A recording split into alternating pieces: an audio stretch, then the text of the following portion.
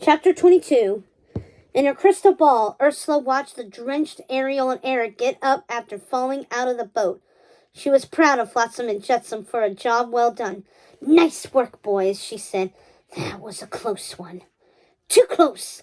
She wandered over to her potion ingredients with a plan.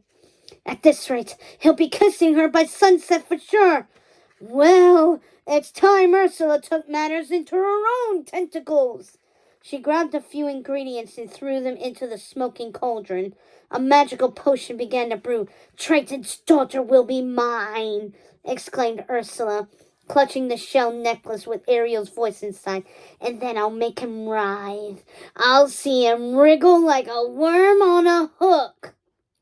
Lights flashed, and smoke engulfed the evil sea witch. She began to laugh wildly, but her token, deep and raspy cackle changed, and so did her body.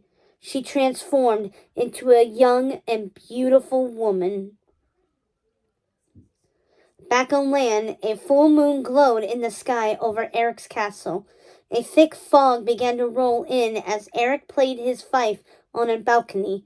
He looked longingly out to sea while playing the tune sung to him by the mystery girl who had saved his life. He couldn't forget about her, though he had become quite interested in Ariel. Grimsby walked to the balcony and put his hand on Eric's shoulder.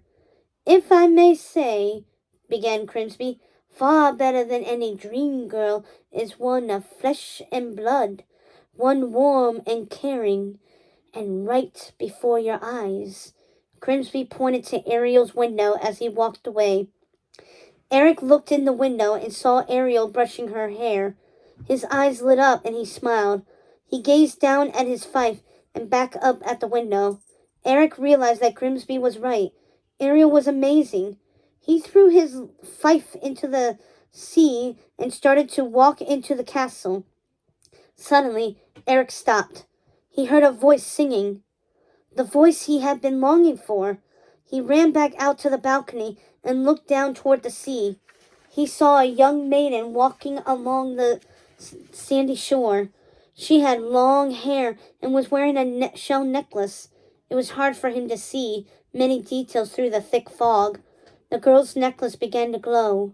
A stream of light flowed out of the shell as the girl continued to sing.